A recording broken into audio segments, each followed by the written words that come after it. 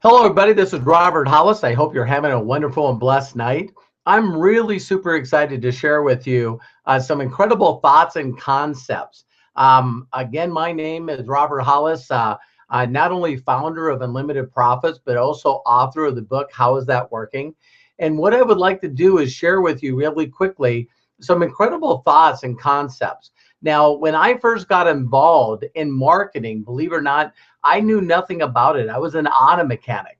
And all I knew is that I just knew what was around me. I was good at doing what I was told to do. And all I did is I went out there and tried to get good grades. I didn't do very well there. And then what I did is I ended up going to tech school or trade school, North Dakota State School of Science. And what I did is I became an auto mechanic. And I was told it's easy. I mean, it's easy to be successful once you go to school, get good grades. I did really well in tech school. I already like being a mechanic. So that's one key right there is loving what you did. And I was good at it. So then I went out there and started trading dollars for hours. And I hope that you understand that. I very simply worked hard. If you can remember your first day at work, I got the day before, I actually mapped out my route to get there so I could get early. I didn't take any breaks. I took, a short lunch, stayed late. Why? Because I was told by everyone around me that all I needed to do is work hard and everything was be okay. I got a simple question to ask you. When you were born, did you get an owner's manual? I didn't. I'm still looking for the person that gets one. When I got my first job, I didn't get one. When I became a parent and got married, I didn't get one. And so I want you to understand that I was just out there just living day by day. And at the age of 26, I was sort of in my mind going, wow, is this all there is? I don't know if you can relate with this, but I actually got to a point in my life where since I wasn't going to be promoted or given raises or move up the corporate ladder, which I found out was on the wrong building, I very simply just started learning how to do as little as possible to not get fired. Because if you're going to work hard and no one recognizes it and it doesn't really add up to any raises or anything, why do it? And so I lost my passion for what I was doing. And I didn't really realize it, but just same stuff, different day. I know you've heard that. And what happened is, I don't know if you've ever been in the wrong place at the wrong time, but I got hurt. I got hurt. A van slipped off a hoist. I was so smart, I tried to stop it. And guess what? It ruined my career. I had doctors that knew more than me say I'll never be a mechanic again. And so I went through two knee surgeries, and after going through 9 months of workman's comp, going through rehabilitation, they said one thing to me over and over and over again. Since you can't be a mechanic, you're going to have to learn a new career. Learn a new career. You're going to have to get rehabilitated, and you're going to have to get education to go out there and learn how to do something new. Well, at 26 years of age, I didn't know how to do anything else. And I thought, man, what is it going to be like to try to learn something new?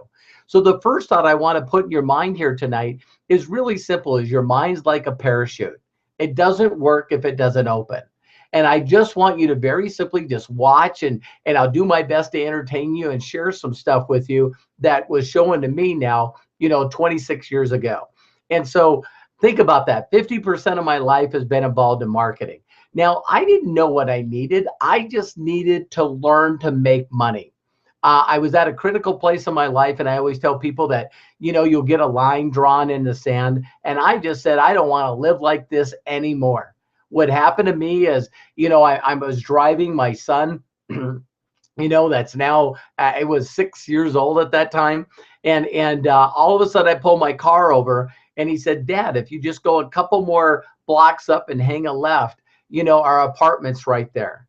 And ladies and gentlemen, I didn't know what to do to explain to people that, how do you lie to your son? The reason that I didn't want to say to him that I was hiding the car from the repo man. I actually had pawned my toolbox. I couldn't make the payments, lost my toolbox, and then I pawned my car.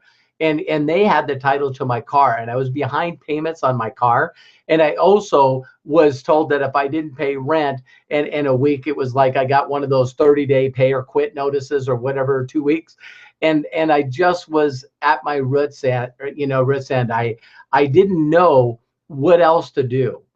And what happened is, a person I'll always give credit, his name is in my book, Sean Hennigan. And this guy was dating my cousin. And he called me up and he said, Robert, now listen to these questions, because you got to be at the right place at the right time in your life. And he called me up and he said, Robert, I met this guy. He's making 62 grand a month. I seen his check. And he's looking for people to help him expand his company. He wants to teach people, no experience necessary. And I said, man, I'll show up. And so I showed up and I met this guy. And even though I was very, very skeptical, the one thing that I didn't know, you don't know what you don't know, is I didn't know what being an entrepreneur was. I didn't know what having a mentor was. I didn't know what marketing was. I didn't know anything about personal development or anything like this. And so I was at the right place at the right time. And I tell people there's two things that will alter and change your life. You're either going to be inspired by somebody, so you see a young girl or a young boy, and they're inspired by watching somebody, play football or end up in the Olympics. So you're inspired. They say, I want to be like that person. Another person is desperate. So it's inspiration or desperation. And a lot of people become successful in the world because they just are at their, again, wit's end, and they don't know what else to do. So they wholeheartedly find somebody that knows what they're doing, and they just do what they do. Well, I fell in the latter. And when I worked with this mentor, guess what? Not bragging in any way, shape, or form, but following a system that he put together, I made $10,000 in my first 45 days. I made $258,000 in my first year, $520 my second, and then went over $785 in my third. So I made $1 million before the age of 30. And I'm not saying this to impress you. I'm saying this to impress upon you that when you hang around someone that knows what they're doing and you do what they do, you get what they got. I don't know if you've heard about a gentleman named Tony Robbins. The man today is worth over $400 million. I'm reading his new book, Money Matters. You know what I mean? Mastering the Game of Money. And he's worth over $400 million. He had a mentor named Jim Rohn. And when you really, really listen to people that are involved in any kind of entrepreneurship or any kind of business, they say the same things. They say you need to focus on personal development. You need to become an entrepreneur. In network marketing companies, they say, listen, network marketing is a personal development program with a compensation plan. And so you need to understand that education and learning how to do something is so very, very, very important. So what I'm going to do is I'm going to show you a little quick slideshow. I want to do a huge shout out to my son, Matthew Hollis. He worked on this all day for me. And I wanted to go back and listen to me, I found the presentation that my mentor did for me over 26 years ago. And I did my best to master these slides. And guess what? They have now made me over $43 million. They have helped me teach people this system that has helped 45 people make over $1 million in 1 year. And 2 of them, believe it or not, have now got a company that's over 21 years old and does over $700 million. So this documented stuff works every single time. And I just want to ask each and every one of you, as I'm going through the slides, is very simply understand the reason that I'm sharing these with you is because the pop that I got 26 years ago, I want you to get that pop. Some of these things you might already know, but an auto mechanic from North Dakota, Montana didn't know them. So what I'm going to do is go very quickly through these slides, and then I got some great stuff to share with you at the end. All I know is that this stuff is documented. So here we go. I'm going to do my best to go over here and do this.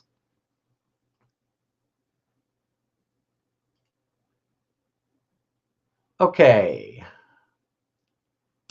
So let me see, present to everyone. Okay, your screen sharing. Thank you very much for your patience here. Okay. So what I'm going to do really quickly is share with you a company called Unlimited Profits. Now, Unlimited Profits, very simply, is a company that my entire life, all I've ever wanted to do is I just wanted to take the information, the systems, the philosophies, and the psychology that was shown to me, and I wanted to share it with people. That's where Unlimited Profits came from. Now, Unlimited Profits, believe it or not, is a 13-year-old company. And I've been using the systems with every company that I've been with and use this same systematic system to help other people succeed. So really quickly, my whole goal is Unlimited Profits is the company. Success in Minutes is one of the products that I'm going to share with you. And here we go. So the very first thing I want to share with you is that when I was sitting in front of my mentor, he brought out a book called Think and Grow Rich. Now, a lot of people don't know a lot about Think and Grow Rich, but it's one of the most sold books in the world. If any one of you want to find me, Google me, and want to read the book and also hear the audios, I'll send them to you for free as my gift for you to watch through this. So just find me someplace on the internet. I'll get that to you. And I also have other ones that I'll share with you in Unlimited Profits for free. So we have over 200 hours of training to show you step by step, word for word, how to use the system to become an entrepreneur, learn how to become an entrepreneur, but also pick up two things called leverage and residual. Now, a lot of people don't know this, but you look at this 97.3. 3% of the people in the world not only control the money, but believe it or not, actually employ the other 97%. Now, that would be the ones, of course, that are even, being subsidized by the government, because a lot of people realize that, those people, are working for the government. So when you look at the 3%, 97%, over the years, I've seen this number change from 5 to 95, 26 years ago. And now there's even people that are complaining that it's 99.1, that there's only this 1% of the people that are running everything in the world.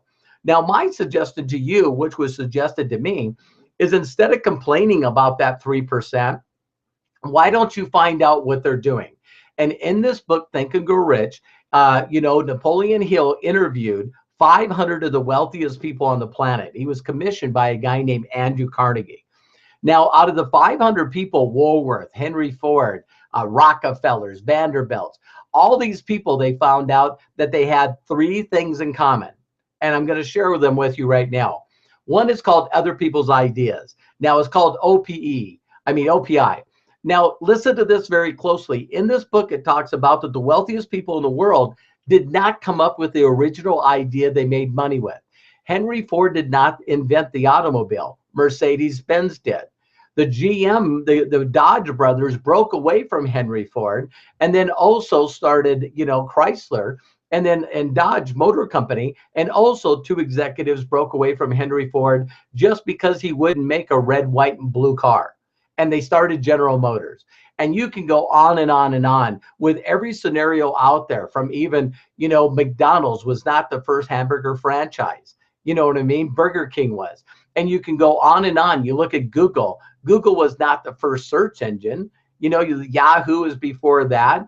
MSN was before that. Netscape was before that. So I love this book because it talked about you don't have to be smart to be wealthy.